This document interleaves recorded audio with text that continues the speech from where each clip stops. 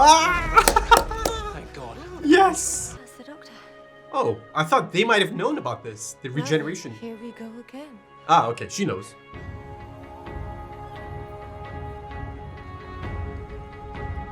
Okay, this feels different. And I like that. Don't look in that mirror. It's absolutely furious. Doctor!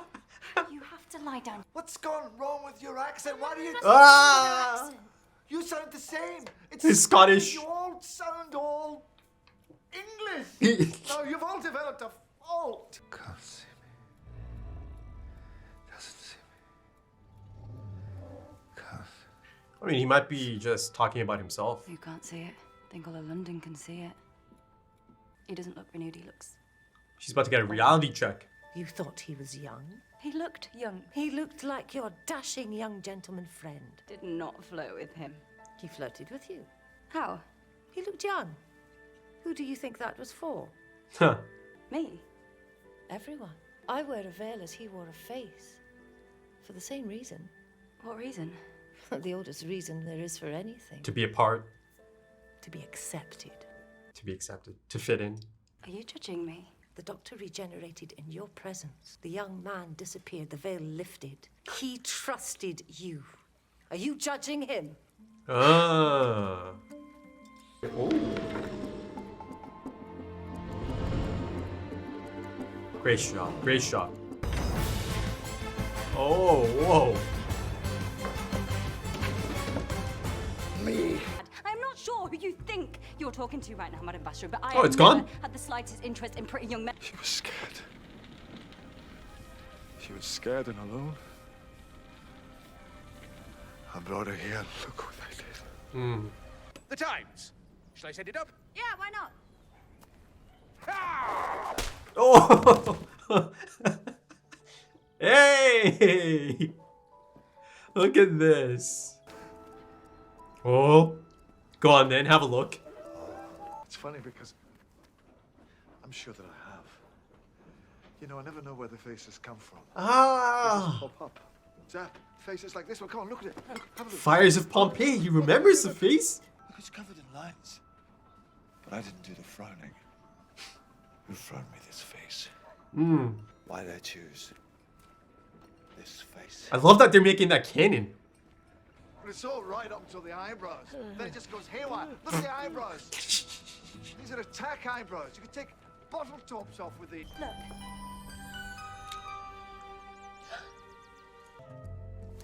Mancini's? Or Mancini? Oh, it might not be the doctor though.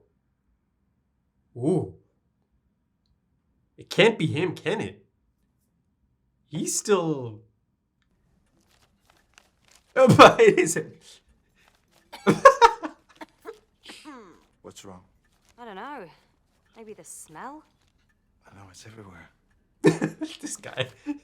No, I didn't. Yes, you placed the ad. I figured it out. Impossible girl. See, lunch. No, look, the impossible, that is a message from the impossible Oh, girl. the impossible girl. Mm.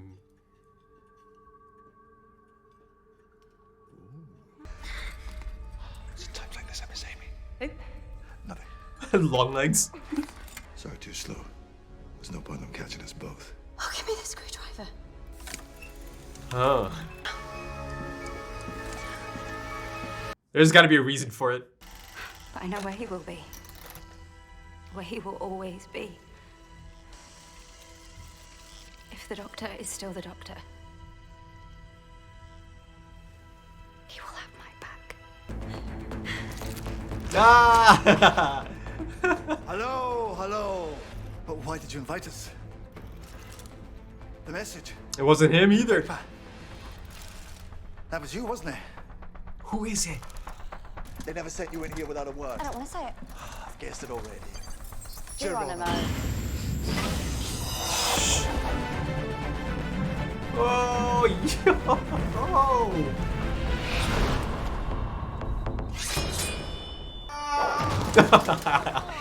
Strax. Sorry? He could take it. He could take it. Sistership of the Madame de Pompadour. Even I remember that. Not getting it. You probably can't even remember where you got that face from. He's looking at his face as well. Kind of asking himself that question. I can't do it. I can't. Be brave, my love. I can store oxygen in my lungs. Oh. Share with me. Do you have it in you to murder me? Sure. Those people down there. They're never small to me. Don't make assumptions about how far I will go to protect them because I've already come a very long way. Unlike you, I do not expect to reach the promised land.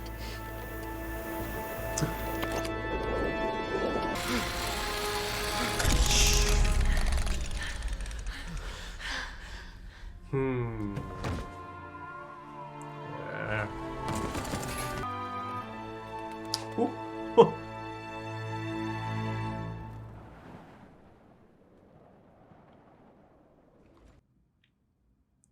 I don't think I know who the doctor is anymore.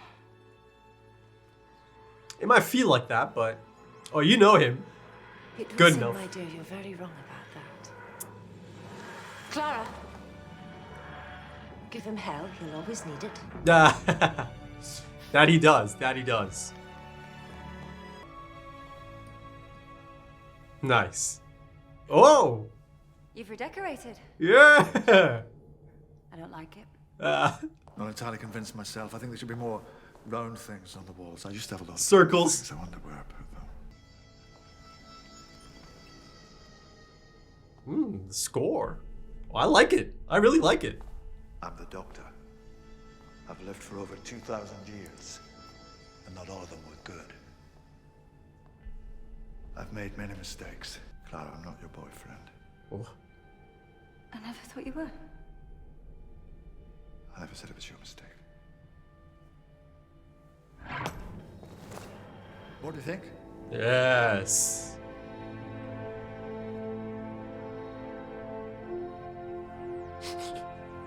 Who put that advert in the paper? Who gave you my number? Long time ago, remember? You were Right. the number of a computer helpline. At the And you were shop. phoning the TARDIS. Who gave you that number? The woman in the shop.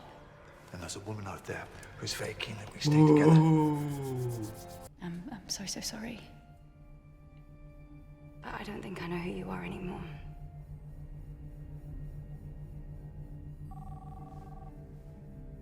Yeah, you better get that. It might be your boyfriend. Shut up. It's me, Clara. The Doctor. It might be your boyfriend. Oh. What do you mean, the doctor? Show me. Oh. I'm phoning you from Trenzalore. Ah. Oh, it's a coming. He's a coming. Ah, okay. It adds up. So he knew. He knew. He's like, you better take that call. Of course he knows. Why? He made it. Why would you do this? And I think you might be scared. Understandable. However scared you are, Clara, the man you are with right now, the man I hope you are with. He's more. Believe me, he is more scared than anything you can imagine right now. So who is it? Is that the Doctor? Is that the Doctor? Ha. He sounds old. Please tell me I didn't get old, anything but old. Clara, please. Hey, for me. Help him. You can't see me, can you? You look at me and you can't see me. Have you any idea what that's like? Yeah. He's speaking of it in his dream earlier. I'm not on the phone, I'm right here. Please, just see me. Just see me, huh?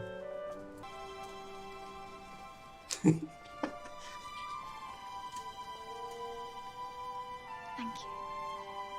For what? Phoning.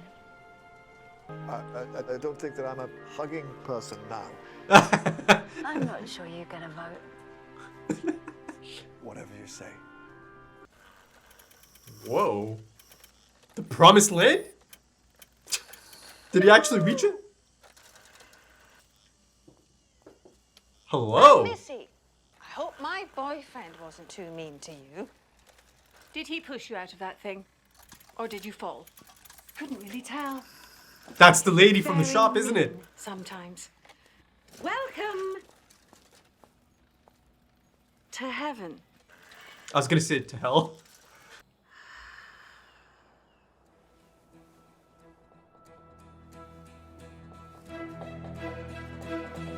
Okay, so the Peter Capaldi era.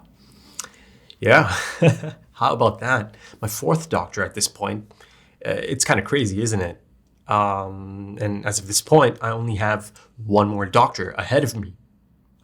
For now, at least, because yes, there's a new series on the horizon, but that's not really kicking in till the end of this year.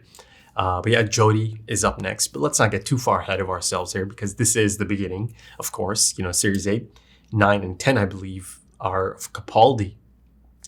So exciting times, of course, exciting times. And at this point, it really feels like I've been a part of this show's history, or I have so much history behind me at this point. And the crazy thing is every single episode is on YouTube. My entire journey is on YouTube, other than maybe the one episode that was, blocked. And no matter how many times I kind of tried to put it back up, BBC was not having it. I believe it was Father's Day from series 1. But it's crazy though, isn't it? To have that kind of catalog on YouTube. And the crazy thing is, even after such a lengthy episode, you see that there's a bit of a game changer right at the end there. And, perhaps it kind of serves a purpose in terms of the long-term storytelling of this. That's one of the only reasons I can think of that scene actually making it into the series premiere, right? And the first episode proper for Capaldi. So, the inclusion of that scene at the end there, and I'm speaking of Missy, right? This lady who was responsible for kind of hooking them up in the first place, the Doctor and Clara, right? Giving Clara the phone number, the lady in the shop. It's got to be her. Surely it's got to be her. But yeah, the fact that the scene is in there, yeah, that alone can tell you quite a bit about the importance of this character and the role they are about to play in essentially Series 8, or perhaps in Capaldi's entire run. So I think as of this point, the best thing to do is to kind of list out the things I know about her so far, right? Missy, that is. It's an interesting introduction, isn't it? It really is. I think she's intriguing. There's a lot of potential there, I think. Of course, she clearly knows the Doctor inside and out. She knows everything about the Doctor. She knows about this recent regeneration and already kind of has a grasp on his new mannerisms, right? She knows he's got the Scottish accent. And again, she refers to the Doctor as her boyfriend, right? So it's interesting, right? Especially given the fact that this episode is really kind of almost distancing the Doctor from that concept now, right? The concept of romantic interest in the Doctor's life, and the dynamic that the Doctor and companion have. I mean, it straight on addresses it in that final scene, or in the final stanza of this episode, doesn't it? The Doctor himself feels that he's made some mistakes. It's a great moment as he sees Clara, right, come into the TARDIS, and then he realizes, okay, I need to address some things here. I'm the Doctor. I've lived for 2,000 years, and not all of them have been good. I've made some mistakes, but now it's kind of time to kind of correct some of those mistakes, or address them at least. And he tells her straight up, I am not your boyfriend, right? But the thing to note here is that, he's telling her that was not your mistake. That's on me. And I like that it is addressing the Doctor's handling of Clara, or his treatment of Clara, right? As a companion. So I certainly appreciate that, that they've made it clear that no, none of that. It's not going to be continuing in that direction. And even though the Doctor is telling her that it's not her mistake, that it's on him, in the time of the Doctor, they kind of really head on confirm that she does fancy him, right? And then she does have those types of feelings as well. Maybe they're not as strong as, say, someone like Rose or Martha towards the Doctor, but she did have those feelings nonetheless. And I feel like this episode really pushes that angle, doesn't it? Your boyfriend, or this gentleman friend of yours.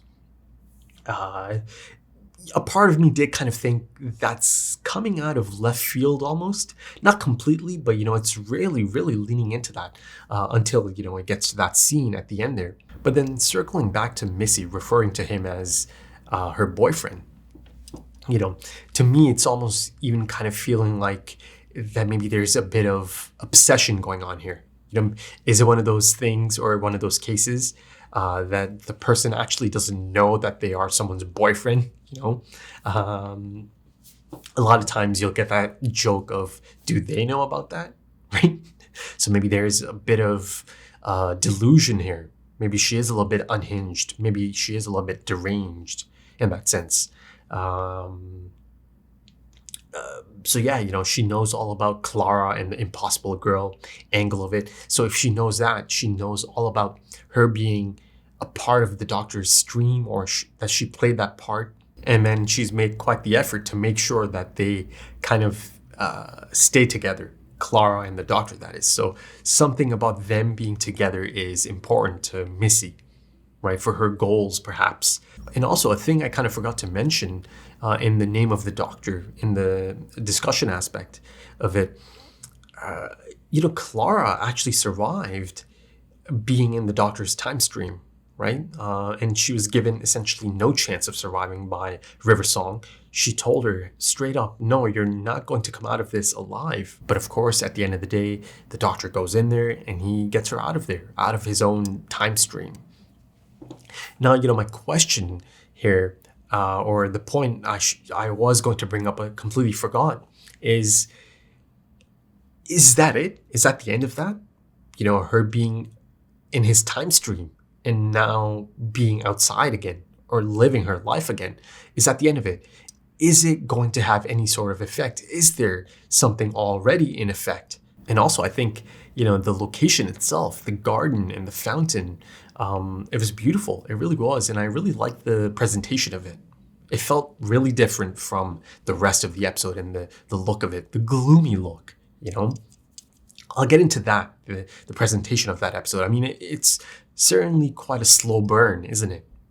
And, the Doctor itself, the new Doctor, Capaldi's Doctor, really feels like a slow burn as well, right?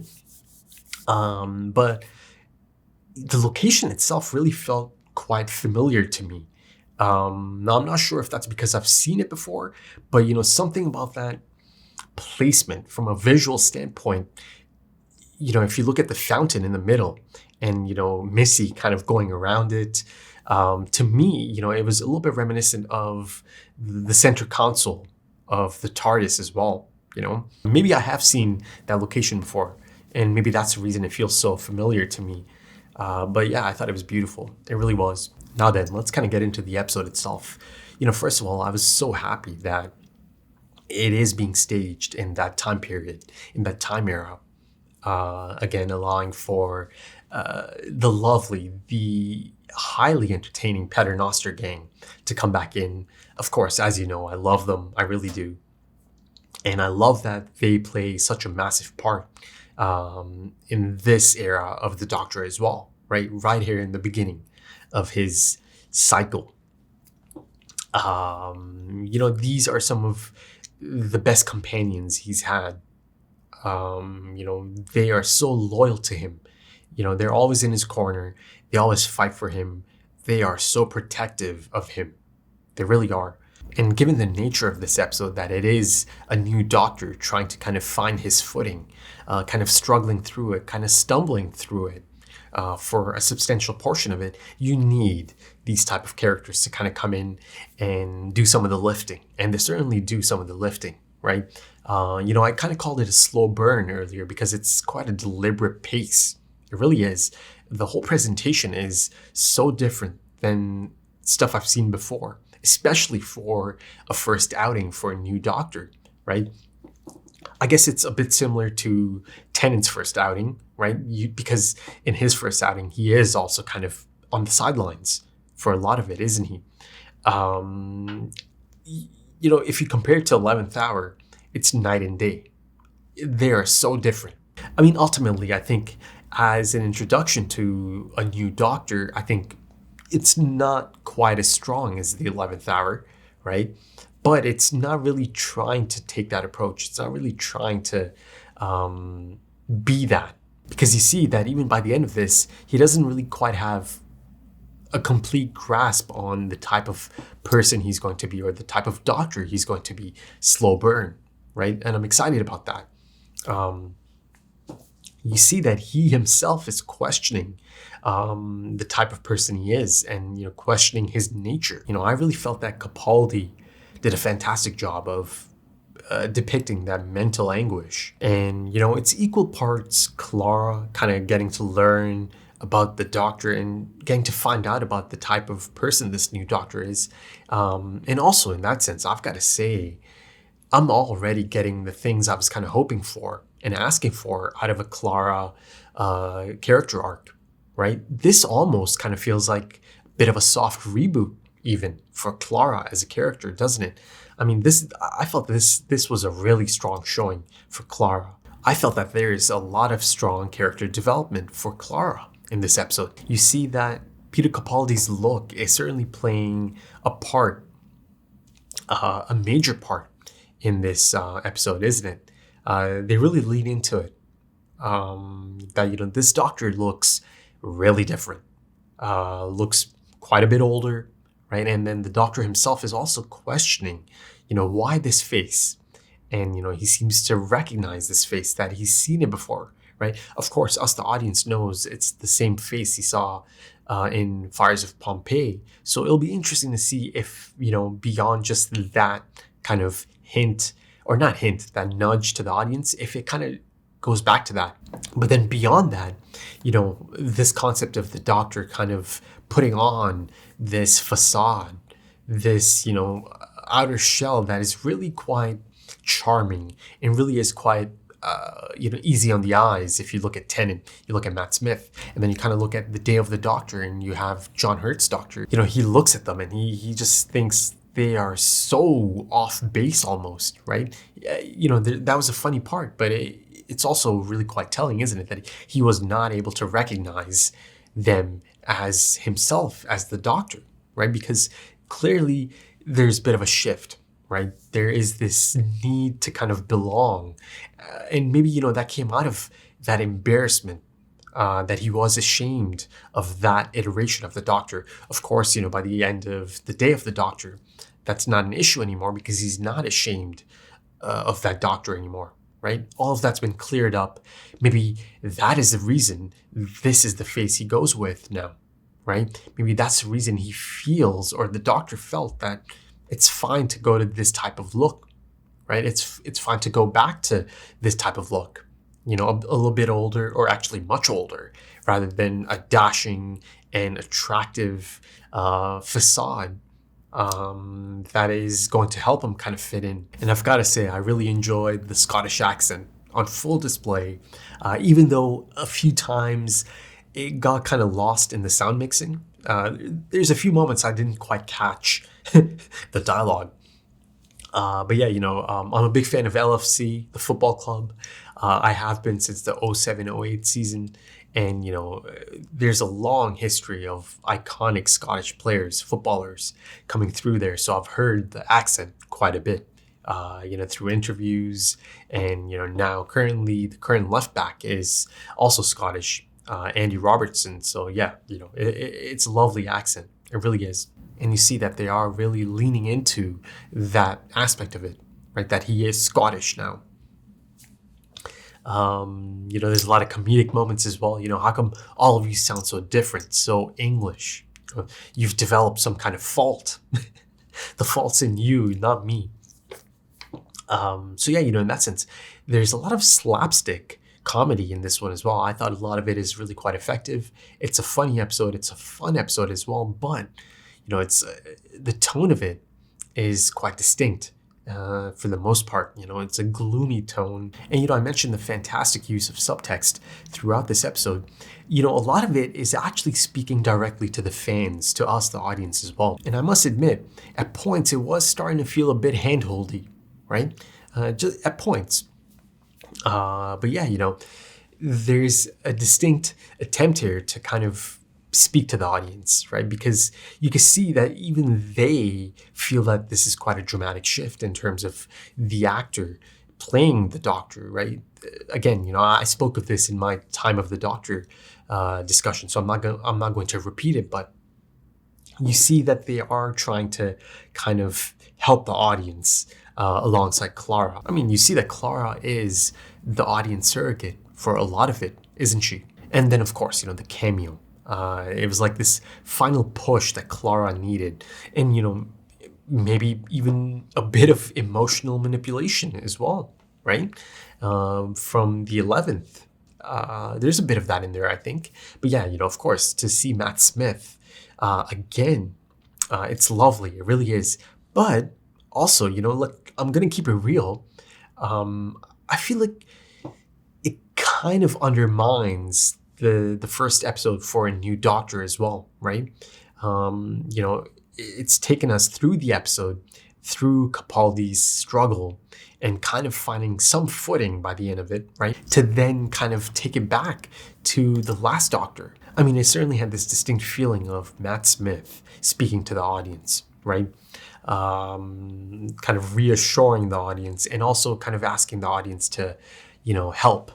It's up to you now to kind of help this new Doctor and be on his side or be in his corner, right? As he finds his footing as this new actor. I mean, it's Peter Capaldi, it's not the same as any other actor, but him as the Doctor, yes, of course, it's a new thing for a lot of people. And again, it's quite a substantial departure. But then also, Capaldi's haunting delivery of, you can't see me. You look at me, but you can't see me.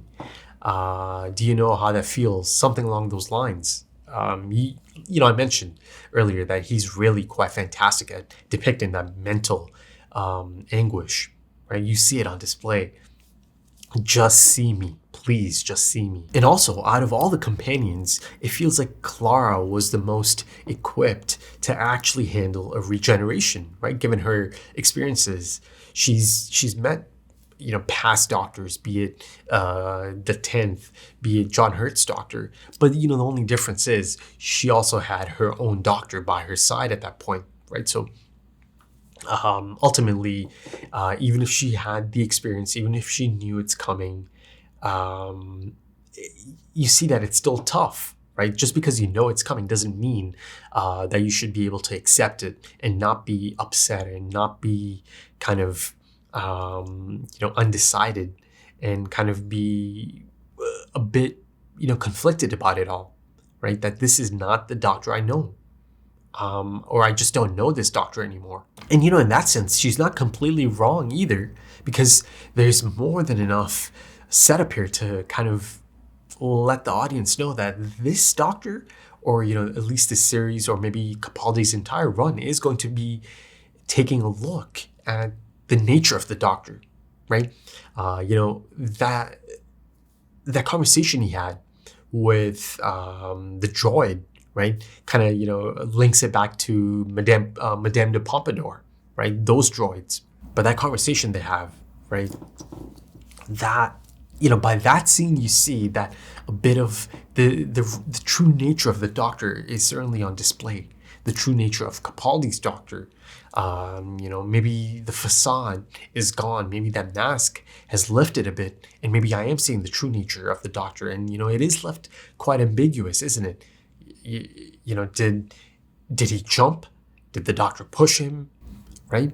I'm really quite excited about the potential of the implications of that uncertainty being explored. To me, this scene really kind of establishes the Doctor not as someone that is good, but someone that wins.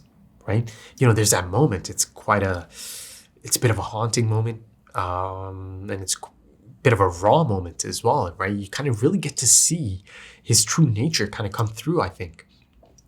The man behind the mask, perhaps, the facade, right? That's been an ongoing theme since series 1, actually. Do not make assumptions about how far I can go to protect them, right? Because I've already done so much. I've already come such a long way, right? That it was something along those lines.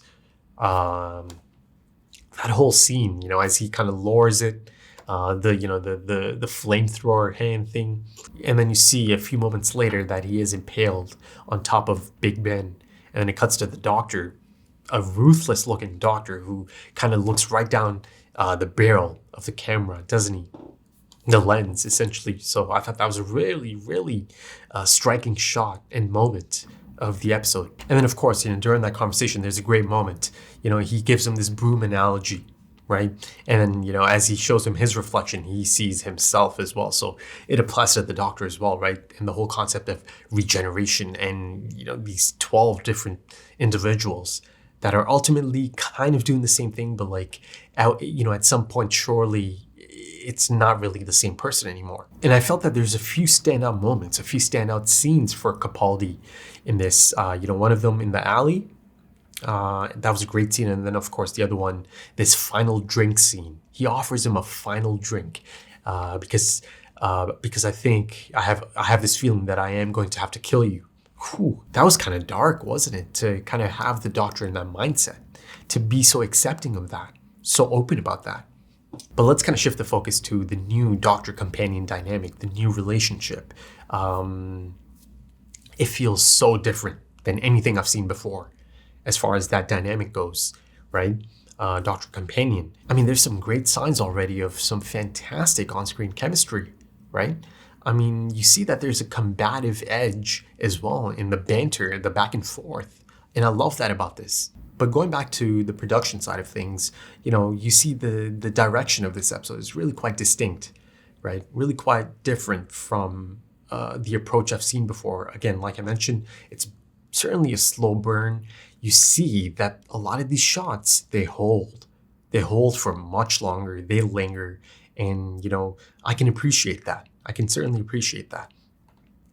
It really makes use of this lengthy runtime, right? Listen, I'll be honest, at parts it did kind of feel like it's dragging a bit, right? As much as I can appreciate, you know, the slower, deliberate pacing of it all, at parts maybe it did feel like, okay, maybe they could have cut it up a bit. Maybe they could have, you know, tightened it up a bit. And, you know, this is certainly one of the best looking episodes of Doctor Who.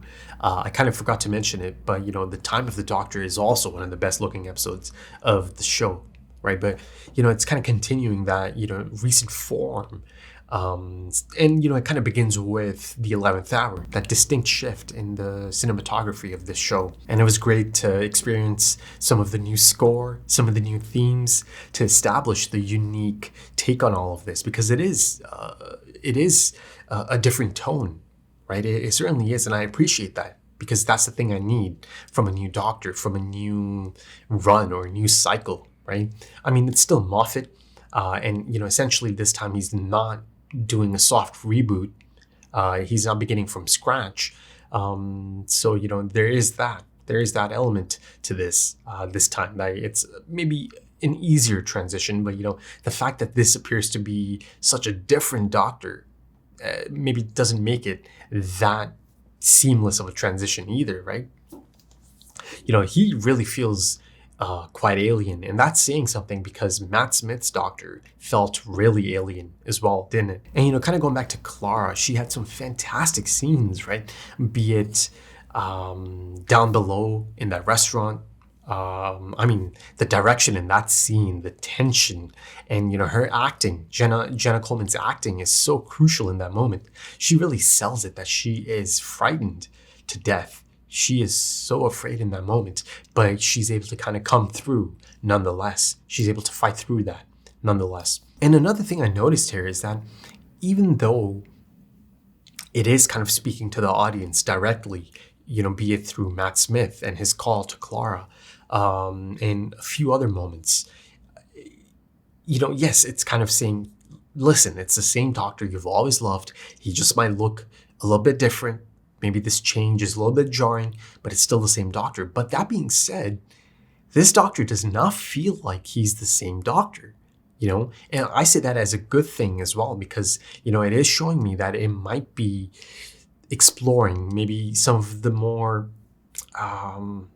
darker side of the Doctor, some of the true nature of the Doctor that can kind of leak through and crack through, but maybe at this point, in this phase and in this iteration, maybe he doesn't care as much about hiding that.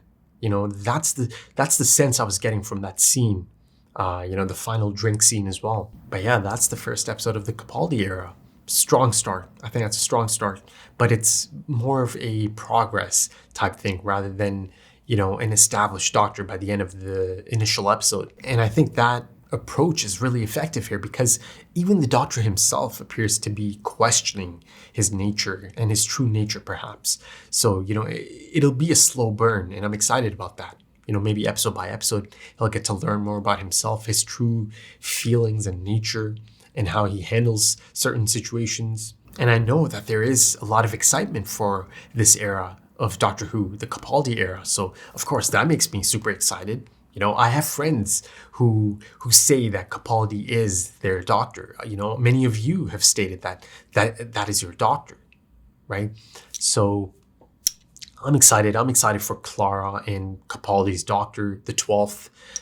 Good signs, good setup here. And as of this point, I really just want to get to episode 2, right? As soon as possible. Because I'm excited. I'm excited to see this progression. Right then, if you enjoyed that, consider dropping a like, consider dropping some comments, give me your thoughts. If you are interested in full length, and that is a timer-based full length, or maybe even early access to the next episode right now, consider checking out the Patreon page, and the link for that is in the description and the pinned comment. Also, I am going to be offering 2 episodes of early access really soon, and then down the line it's going to become 3 as well. So thank you so much for joining me for this, and thank you for your time, because time is precious. It really is, and I do hope to see you again soon for the next one. Until then, take it easy.